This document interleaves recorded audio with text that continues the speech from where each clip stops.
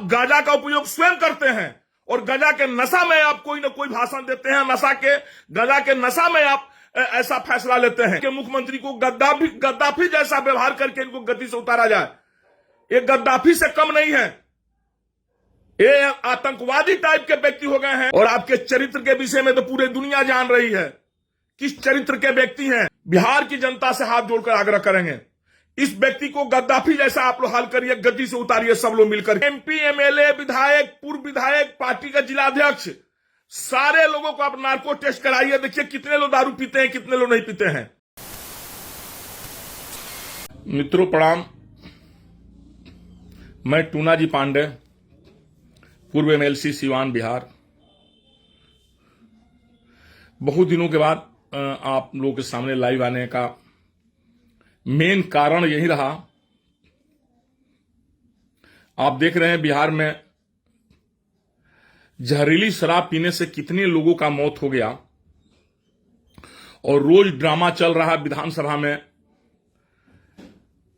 हमारे देश के मुखिया माननीय मुख्यमंत्री जी के विषय में हमें तो कुछ नहीं कहने के सोचे हुए थे कि नहीं कहेंगे, लेकिन वह ऐसा काम करते हैं, किस तरह से वो बेगर संवेदनहीनता दिखाते हैं बिहार की जनता के प्रति। वो किस तरह से सदन में चिल्लाकर कह रहे हैं, बाहर चिल्लाकर कह रहे हैं, जो पिएगा सो मरेगा। मने इतने मुख्यमंत्री असंवेदनशील हो जाएंगे, मने किसी ने सोचा भी नहीं था। देश का पहला मने देश का सबसे पहला मुद्दा होगा या देश का पहला मुख्यमंत्री होंगे जो इस भाषा का प्रयोग कर रहे हैं कि जो पिएगा सो मरेगा। हमें तो उस भाषा का प्रयोग नहीं करना चाहिए जिस भाषा का प्रयोग किए हैं। इनके घर में एक कैजुअलिटी अगर होती तो इनको समझ में आता कि कैजुअलिटी का मतलब क्या होता है। इनका तो अपना ना घर है, ना द्वार है, ना परिवार है। एक बेटा है, सो भी क्या है सबको पता है। पत्नी से इनका कितना अच्छा संबंध रहा सो सबको पता है। एक पारिवारिक व्यक्ति तो है नहीं कि परिवार का दुख दर्द समझें। ये तो अहंकार से परिपूर्ण व्यक्ति हैं। इनको अपने फैसले पर पुनः विचार करना चाहिए कि किस भाषा का प्रयोग कर रहे हैं ये। और बिहार की जनता से इनको माफी मांगना चाहिए। छपरा में इतने लोग मर गए, सिवान में भी इतने लोग मर रहे हैं जो सीमावर्ती क्षेत्र हैं छपरा से। आखिर शराब जहरीली आती कहां से है? शराबबंदी जब बिहार में आप लागू किए हैं, आपने क्यों नहीं कहा कि जो गांजा पिएगा सो मरेगा? आपने ये शब्द नहीं बोला। जो नशा करेगा सो मरेगा, ये तो आपने नहीं कहा। आपने कहा जो शराब पिएगा सो मरेगा। आप एक बात बताइए माननीय मुख्यमंत्री महोदय, इलेक्शन आता है ना तो 10,000 20,000 रुपया कोई जेब में चुरा कर ले जाता है, फिर भी पुलिस चाहती है तो उसको पकड़ लेती है। कोई 1,00,000 2,00,000 रुपया लेकर नहीं घूम सकता है इलेक्शन में। लेकिन दारू इतनी बड़ी खेप में बिहार में आ जा रही है और आपकी पुलिस, आपका प्रशासन उसे पकड़ नहीं पा रहा है। ये किसकी कमजोरी है? दारू जिसके घर में पकड़ा जाए उस पर केस कर दिया जाए, और जिसके राज्य में पकड़ा जाए उसके मुखिया पर केस होना चाहिए कि नहीं होना चाहिए। हम बिहार की जनता से ये मांग करेंगे और आग्रह करेंगे कि आप लोग अपना अपना मंतव्य जरूर दें कि जिसके राज्य में दारू पकड़ा जाए, जहां शराबबंदी है और इतने लोग मर जा रहे हैं, तो उस देश के मुखिया पर प्राथमिकी दर्ज होनी चाहिए कि नहीं हत्या का। ये तो सीधे सीधे माननीय मुख्यमंत्री महोदय गरीब गुरबा चाहे बिहार की जनता को हत्या करा रहे हैं। 4 लाख 5 लाख 6 लाख कितने लोग इन्होंने जेल में बंद कर रखे भेड़ बकरियों की तरह, फिर भी शराब नहीं रुक रही है। कहीं ना कहीं इनके प्रशासन की विफलता है। शराब उस थाने के प्रभारी को आपने क्यों नहीं बर्खास्त कर रहे हैं? निलंबन से कोई काम नहीं चलेगा। आप में अगर थोड़ा भी संवेदनशीलता रहता, थोड़ा भी प्रशासन चलाने की आप में कैपेसिटी अब बची रहती, वो तो भाजपा के बदौलत जो थोड़ा बहुत आप चला रहे थे, जो सीखे हुए थे, सो भी खत्म हो गया आपका।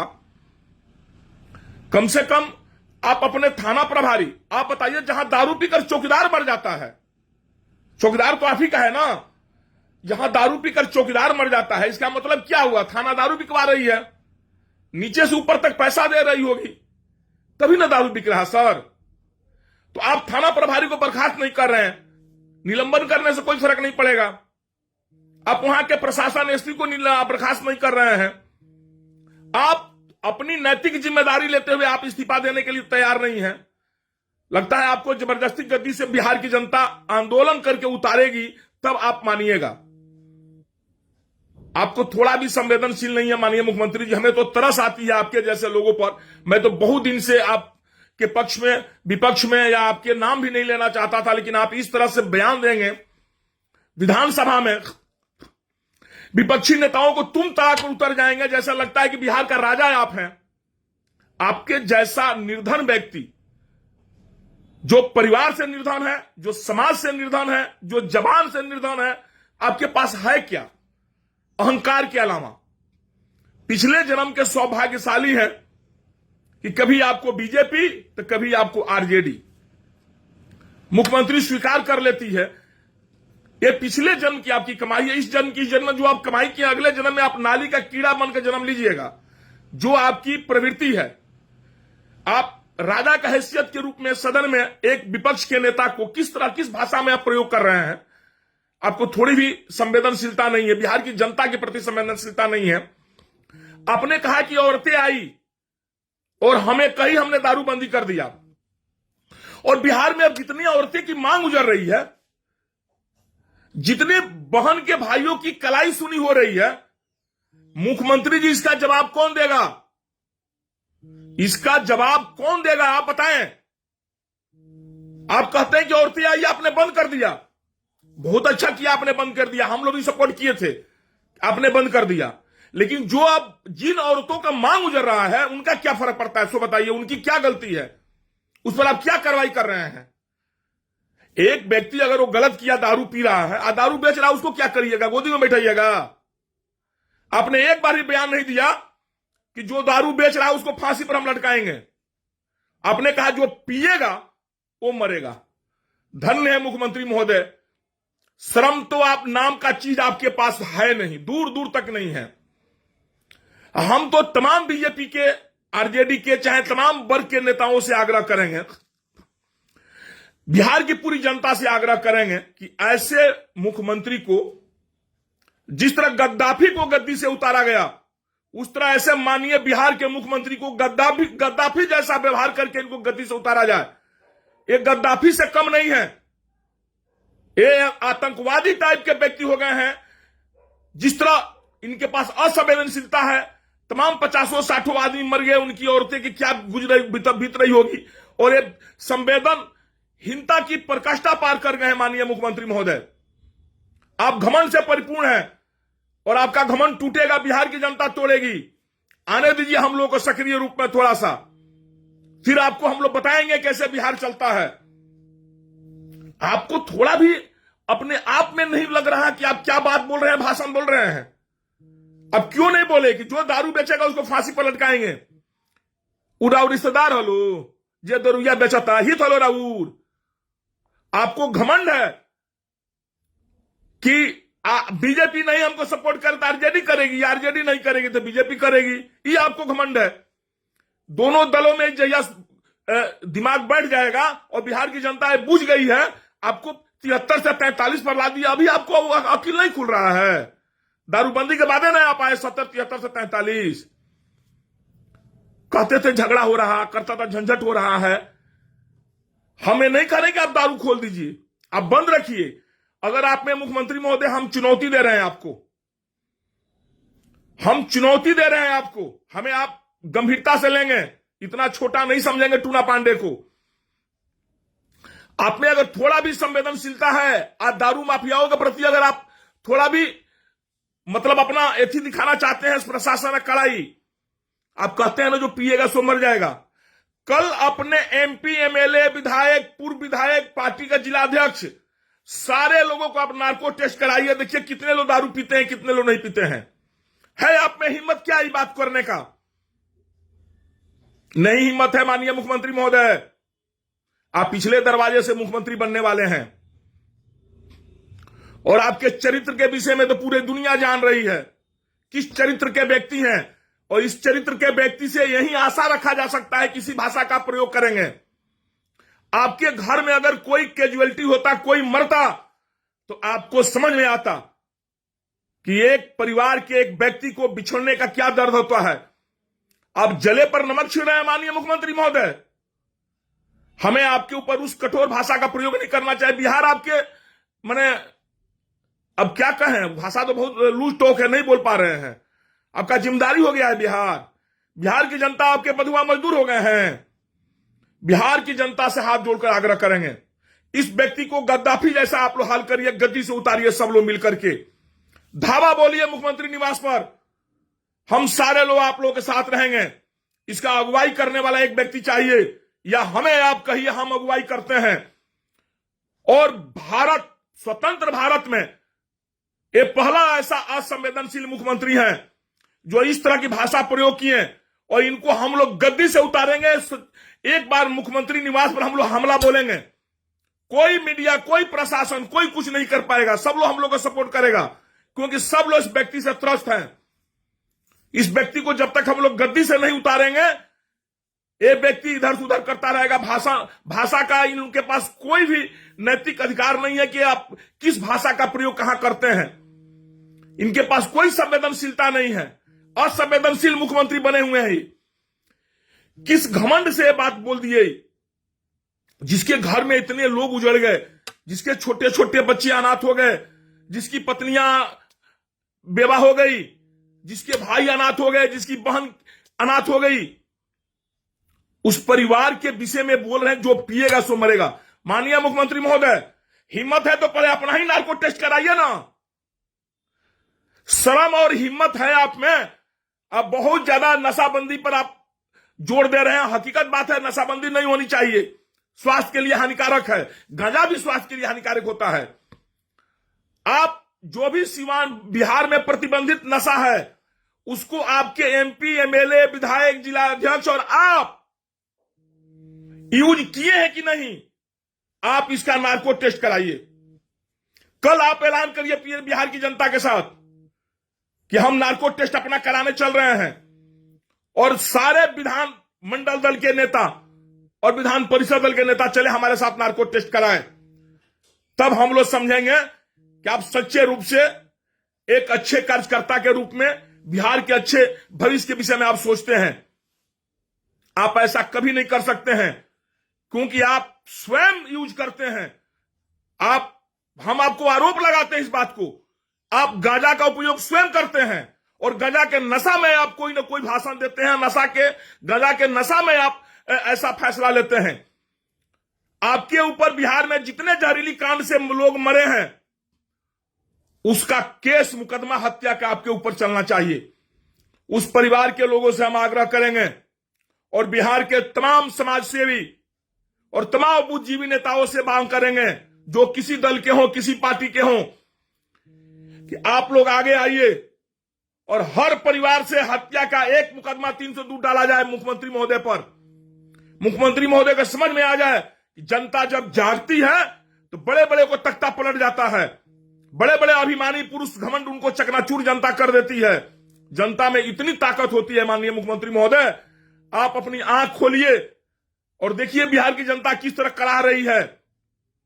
आप कम से कम नहीं कुछ कर सकते हैं, उनके प्रति सहानुभूति तो आपकी रह सकती है।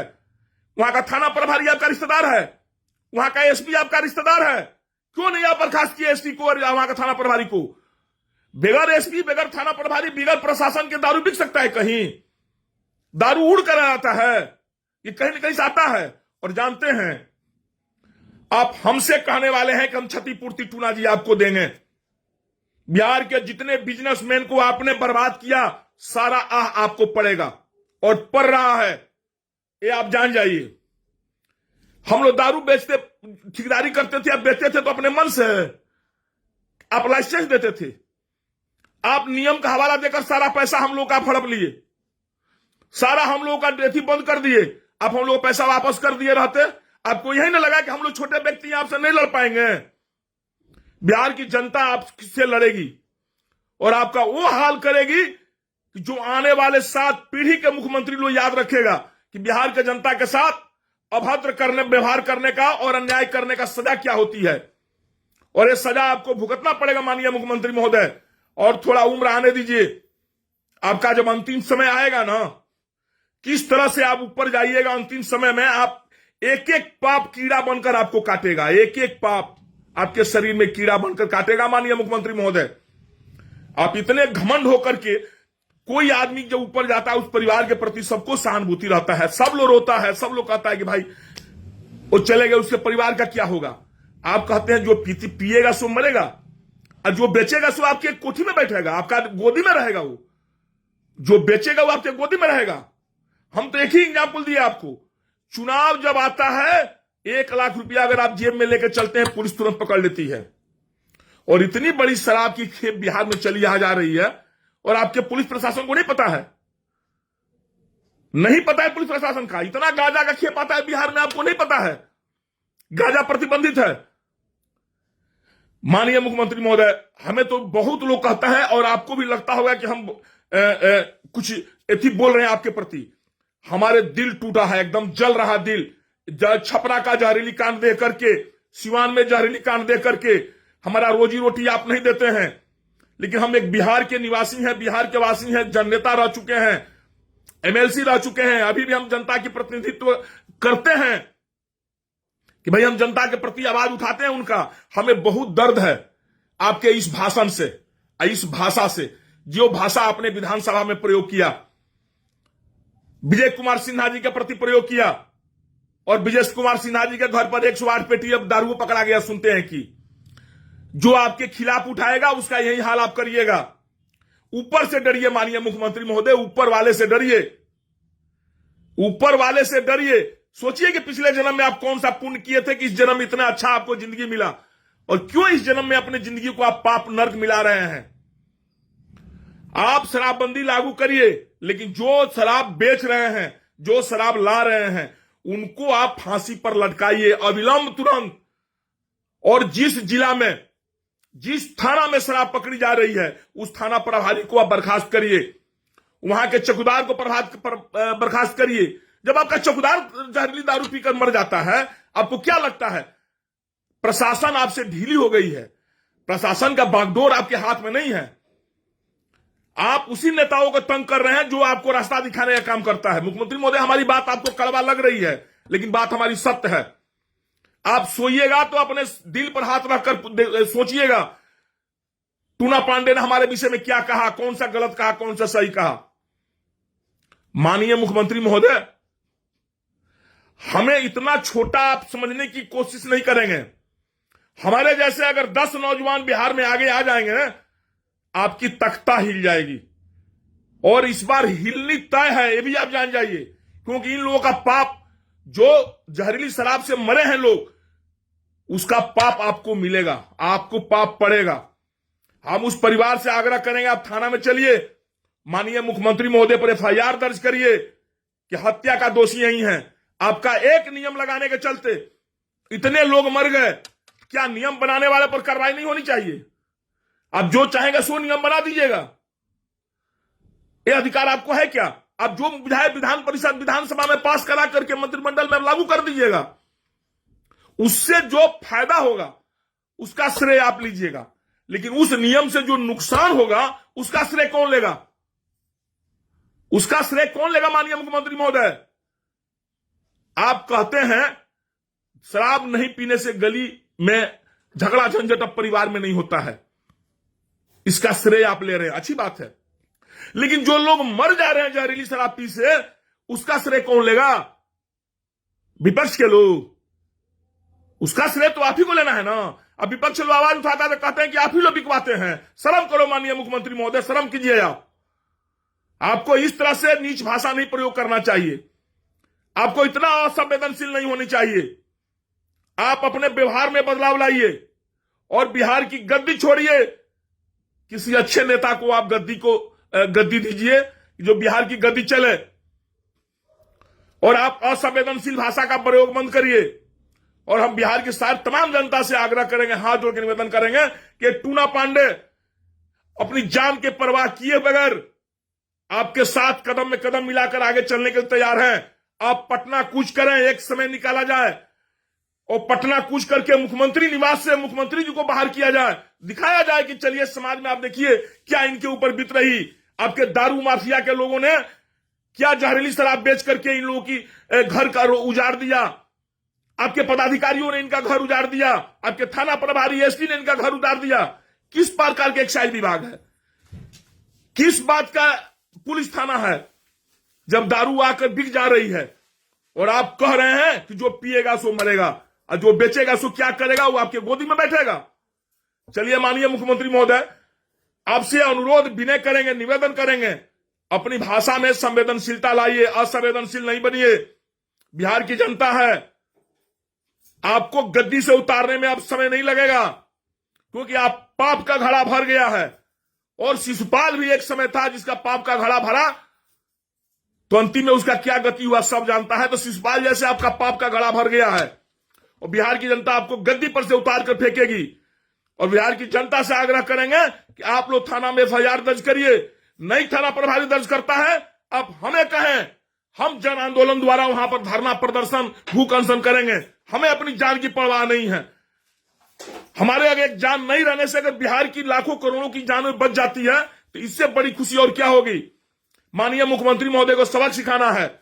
चलिए यही बात कहते हुए हम आप लोगों से आग्रह लेते हैं और ये आशा रखते हैं कि आप आगे बढ़ेंगे और मुख्यमंत्री महोदय का जो भी उनका आवास है पटना में घेराव आप लोग करेंगे।